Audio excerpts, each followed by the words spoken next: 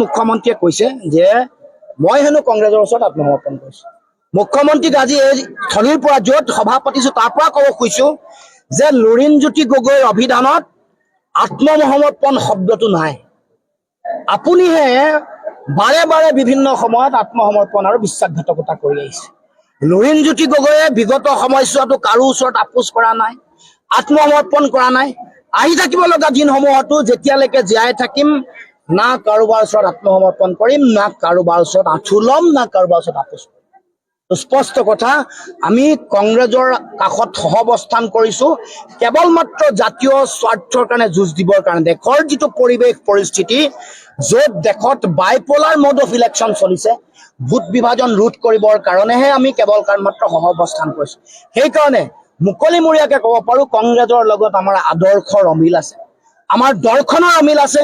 আমি আমাৰ চিন্তা, দৃষ্টিভংগী, আদৰ্শ আৰু দৰ্শন আমি নিজে আগবঢ়াই লৈ গৈও আমি বিজেপিক পৰাভূত কৰিবৰ কাৰণেহে তেওঁলোকৰ লগত থিয় হৈছো। অসমৰ মুখ্যমন্ত্ৰীয়ে কেনেকে আত্মসমৰ্পণ কৰিছে সেইটো কথা যদি আপোনালোকে চাই দেখিব, ইতিহাসৰ পৃষ্ঠাৰ লুটিয়াই চালে দেখিব যে অসমৰ মুখ্যমন্ত্ৰীয়ে আচুক বিশ্বাসঘাতকতা কৰি হিতেশ্বৰ শইকীয়া অসমৰ মুখ্যমন্ত্ৰী আগত তেওঁৰ ওচৰত আত্মসমৰ্পণ কৰিছিলে, কৰি কংগ্ৰেছলৈ গ'ল।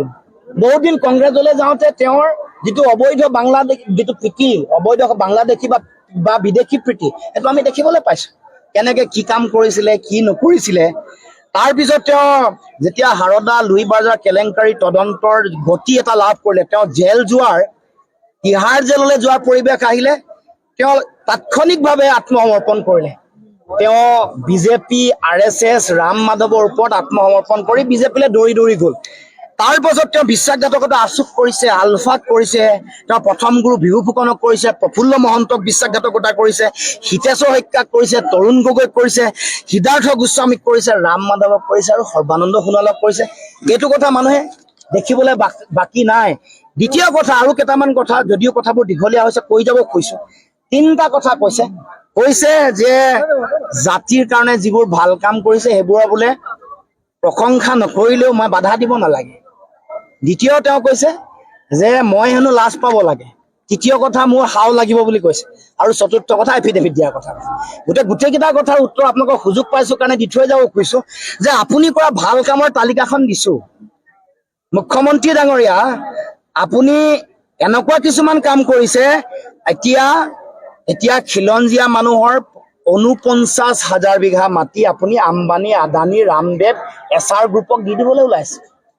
49,000 বিঘা মাটি, ইয়াত কোকৰাঝাৰ পৰ্বতজোৰা হওক, ডিমা হাছাও হওক, কাৰ্বি আংলং হওক, বৰদুৱাৰ হওক, গোলাঘাট মেৰাপানী হওক, এইবোৰত আপুনি মাটি ভেটি দিবলৈ ওলাইছে।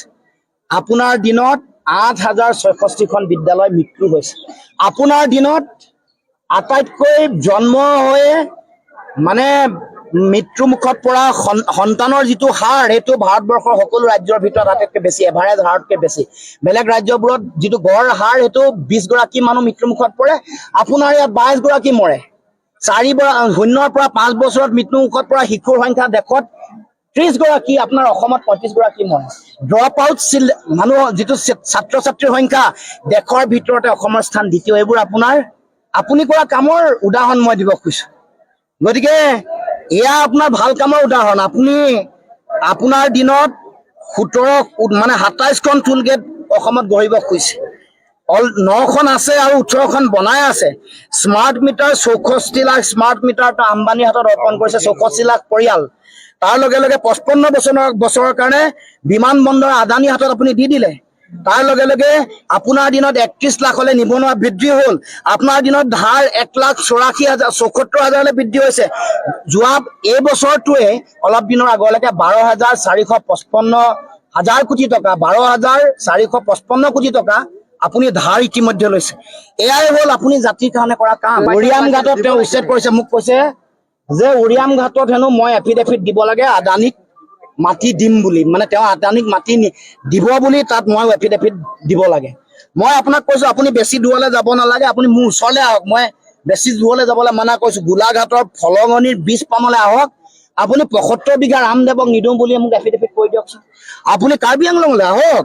আপোনাক মই প্ৰত্যাহ্বান জনাইছো যে 4,000 একৰ মাটি 20 জুনত আম্বানীৰ লগত চুক্তি স্বাক্ষৰ নাই কৰা বুলি কমপ্লেক্স বায়োগেছৰ নামত আপুনি চুক্তি স্বাক্ষৰ কৰি দিয়ক। আপুনি এফিডেভিট দিয়ক। আপুনি কোকৰাঝাৰ পৰ্বতজোৰা ৩,৬০০ বিঘা মাটি নাই আদানীক নিদিয়ে বুলি এফিডেভিট কৰি দিয়ক। আপুনি ডিমাহাছাৰ ৬,০০০ বিঘা চিমেণ্ট কোম্পানী আদানীক খুলিবৰ কাৰণে নিদিয়ে বুলি এফিডেভিট কৰি দিয়ক। আপুনি নগাঁৱৰ মিকিৰ বামুণীত আপুনি কাৰ্বি আদিবাসী মানুহক উচ্ছেদ কৰি ২৭৬ বিঘা মাটি বেলেগক নিদিওঁ বুলি আপুনি চহী কৰি দিয়ক। আমাৰ বৰদুৱাৰ বাগানত আপুনি ২,১০০ বিঘা ১৮০০ বিঘা মাটি আপুনি বেলেগক নিদিওঁ বুলি মোক এফিডেভিট কৰি দিয়ক। আৰু মুখ্যমন্ত্ৰী প্ৰত্যাহ্বান জনাইছো, আপোনাৰ নিজৰ সমষ্টি ৰেলৱেত বেদখল কৰি থকা যিসকল মানুহ আছে তেওঁলোকক উচ্ছেদ কৰি আপোনাৰ শক্তি দেখক, সাহস দেখক। প্ৰত্যাহ্বান জনাইছো মুখ্যমন্ত্ৰীক। আপুনি শুৱালকুছিৰ মানে অৱস্থাটো বেয়া কৰিলে, শুৱালকুছিৰ শিল্পটো অৱস্থা বেয়া কৰিলে আপোনাৰ দিনত।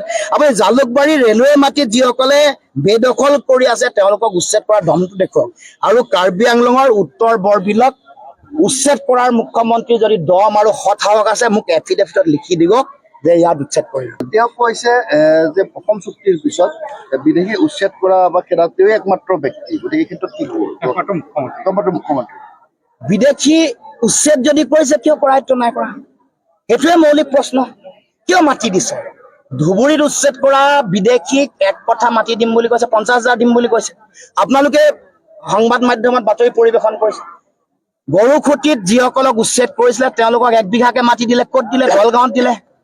কাজিৰঙাত যাক উচ্ছেদ কৰিছিলে তাক ১৪,৭২,০০,০০০ টকা দিলে।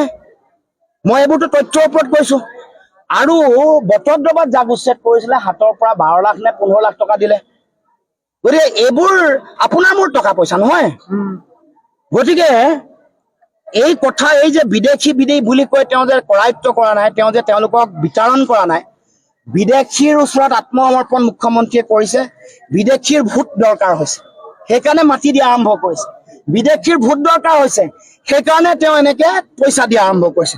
গতিকে মুখ্যমন্ত্ৰী মনত ৰাখিব, আপোনাৰ পত্নীয়ে যেনেকৈ ধন সোণ যেনেকৈ গ্ৰহণ কৰিছে, যেনেকৈ বাগান কিনিছে, যেনেকৈ ভিজিয়াৰ মাটি অধিগ্ৰহণ কৰিছে, যেনেকৈ মাটি কিনি আপুনি মানে আপোনাৰ ৰাষ্ট্ৰীয় মানে যিটো ঘাইপথ আগতে বেলেগ ফালে আছিলে আপোনালোকে টানি তাৰ কাষে আপোনাৰ মাটিৰ কাষে ৰাষ্ট্ৰীয় ঘাইপথ লৈ যাব খুজিছে। এইবোৰ কথা মানুহে পাহৰি যোৱা নাই। ১৮ বছৰ নহওঁতে ১৭টা কোম্পানীৰ মালিক আপোনাৰ পুত্ৰ। এইবোৰেই আপোনাৰ কাম। এইবোৰ কামতহে আপুনি লাজ পাব লাগে।